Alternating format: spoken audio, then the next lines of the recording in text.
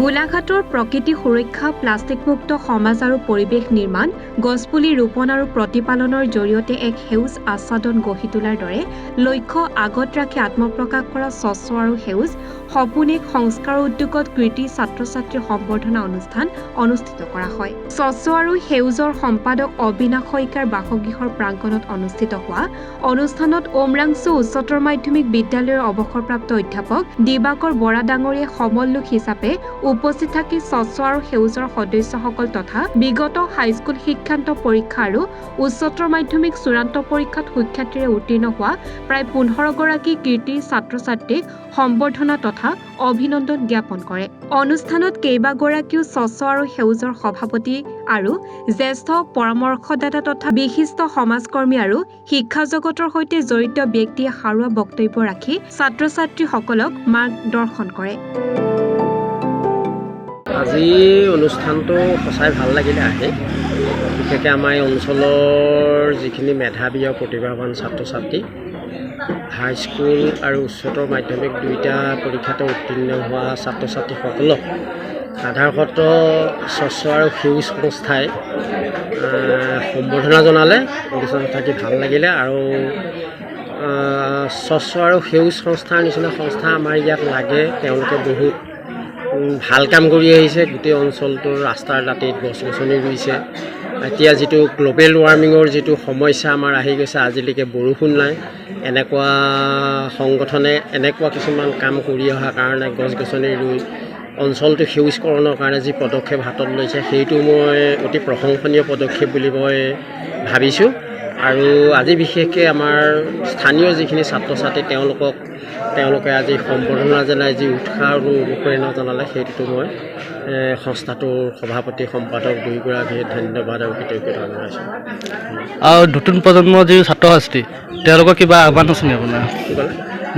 নতুন পৰ্যায়ৰ যি নতুন ছাত্ৰ-ছাত্ৰীসকলৰ এইটোৱে, আজিকালি সময় উপযোগী শিক্ষা গ্ৰহণ কৰিব লাগিব। তেওঁলোকে সফলতাৰ দিশত আগবাঢ়ি যাব লাগিব। তেওঁলোকক মই সভাতে কৈছোঁ যে এই নম্বৰ যিখিনি প্ৰাপ্ত হ'ল, এইখিনিয়ে তেওঁলোকৰ শেষ সীমা নহয়, এয়া আৰম্ভণিহে। আৰু সফলতাৰে আগবাঢ়ি যাওক। তেওঁলোকে নতুন নতুন দিশত আগবাঢ়ি গৈ যিখন সমাজৰ পৰা তেওঁলোক গৈছে, সেই সমাজখনলৈ যাতে কিবা ভৱিষ্যতে বৰঙণি যোগাব পাৰে, তেওঁলোক যাতে সমাজৰ এজন ভাল মানুহ হয়, এই কথাখিনিকে মই কামনা কৰিছোঁ আৰু তেওঁলোকক আশীৰ্বাদ প্ৰদান কৰিছোঁ। আচলতে প্ৰথমতে এটা লক্ষ্য কৰি লৈছিলোঁ যে মই ইমানটো এনেকৈ পঢ়িম বা ইমানটো পাৰ্চেণ্টেজ মই আনিব পাৰিম। সেইটো লক্ষ্যটোৰ মতে মই গৈছিলোঁ। মই প্ৰথমতে ক'বলৈ গ'লে কষ্ট হৈছিলে। মই পাৰ্ট টাইম জব কৰিছিলোঁ। স্কুলৰ পৰা মই 2:30 আহি পাই যাওঁ। স্কুলৰ পৰা অহাৰ পিছত মই পূৰা 3:30ৰ পৰা পাৰ্ট টাইম জব কৰিছিলোঁ ৰাতি 10:30 বজালৈকে, 10টা 10:30 বজালৈকে। তাৰ পৰা আহি পেলাই কেতিয়াবা পঢ়িবলৈ নহয়, বহুত ভাগৰ লাগি যায়। তাৰপৰা আহি পেলাই প্ৰায় 1.5 ঘণ্টা 2 ঘণ্টা হ'লেও প্ৰথম পৰ্যায়ত পঢ়িছিলোঁ। কিন্তু তাৰ পিছৰ পৰ্যায়ত যেতিয়া হায়াৰ ছেকেণ্ডেৰী পৰীক্ষালৈ 2-3 মাহ বাকী থাকিলে, সেইটো পৰ্যায়লৈ মই প্ৰায় 9টামান বজাতে গুচি আহোঁ। তাৰপৰা মই 2:30, 2:30 সিমানটোমান বজালৈকে উঠি দিওঁ। আৰু ৰাতিপুৱা ক্লাছ থাকে মানে ঘৰৰ ওচৰৰ সৰু ল'ৰা দুটা মোৰ ওচৰতে ক্লাছ কৰি আছিলোঁ। ৰাতিপুৱা মই 5টা বজাত উঠি সিহঁতক 5:30টাৰ পৰা টিউশ্যন লৈ লওঁ 6:30, 7টালৈকে। তাৰপৰা 7টাৰ পৰা মই আকৌ পঢ়িবলৈ আৰম্ভ কৰি দিওঁ। দিনত ইমান পঢ়া নহয়। তোমাৰ এটা পৰিকল্পনা কি? তোমাৰ আগন্তুক পৰিকল্পনা কি? মোৰ পৰিকল্পনা বৰ্তমান এতিয়া মই BA আৰু BEd কৰিম। এজন মই ভাল শিক্ষক হোৱাটো মোৰ লক্ষ্য, ডাঙৰ লক্ষ্য।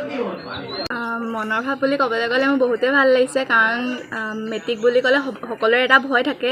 সেইকাৰণে ময়ো প্ৰথম দিনাখন যেতিয়া মেট্ৰিক দিবলৈ গৈছিলোঁ তেতিয়া ভয় লাগিছিলে, কিন্তু লাহে লাহে যেতিয়া এক্সামবোৰ হৈ গ'ল তেতিয়া মোৰ মনৰ পৰা ভয়টো গুচি গ'ল। আৰু মই প্ৰস্তুতি চলাইছিলোঁ বুলি ক'বলৈ গ'লে মই নিজান পৰিৱেশত পঢ়ি ভাল পাওঁ। সেইকাৰণে মই ৰাতি পঢ়িছিলোঁ আৰু কষ্ট কৰিছিলোঁ। সেইকাৰণে ফলাফলটোও পালোঁ তেনেদৰে। আৰু তাৰপিছত এতিয়া যিসকলে হাইস্কুল শিক্ষান্ত পৰীক্ষা দিবা, তেওঁলোকক এটাই কথা ক'ম, তোমালোকে পৰীক্ষা বুলি ভয় নাখাবা। কাৰণ পৰীক্ষাটো মেট্ৰিক বুলি ভয় খাবলগীয়া একোৱেই নাথাকে। আমি যেনেকৈ স্কুলত পৰীক্ষা দিওঁ তেনেকুৱাই লাগে। আৰু তোমালোকে ভালদৰে যদি প্ৰস্তুতি চলোৱা, নিশ্চয় ফলাফল ভাল পাবা। সেয়াই আৰু।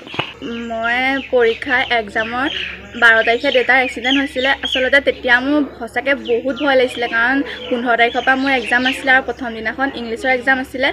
যেতিয়া মানে দেউতাৰ এক্সিডেণ্ট হৈছে বুলি গম পাইছিলোঁ, সেইদিনাখন মোৰ বহুত ভয় লাগিছিলে, কাৰণ আগত এক্সাম আহি আছে, ঘৰত কোনো মানুহ নাছিলে, মাহঁত চব হস্পিটাললৈ গৈছিলে। মই অকলে থাকিয়ে পৰীক্ষা দিছিলোঁ। মই ওচৰৰ মানে আমাৰ বাৰ ঘৰত থাকি পেলাই মই পৰীক্ষা দিছিলোঁ।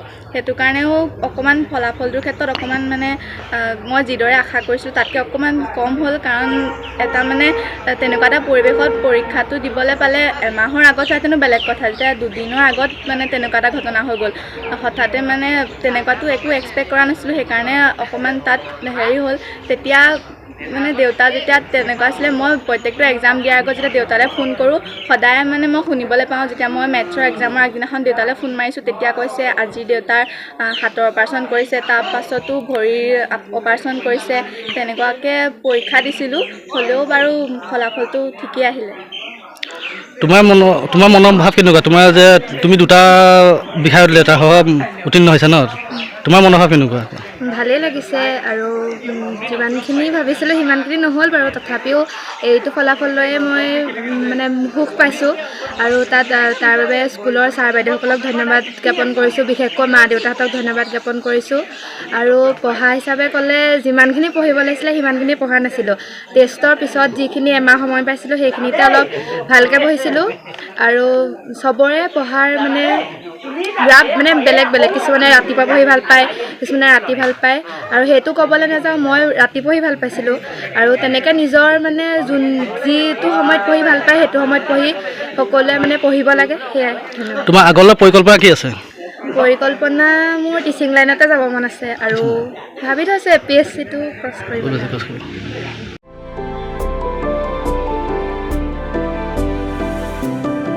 Bureau report, any Bharat 24।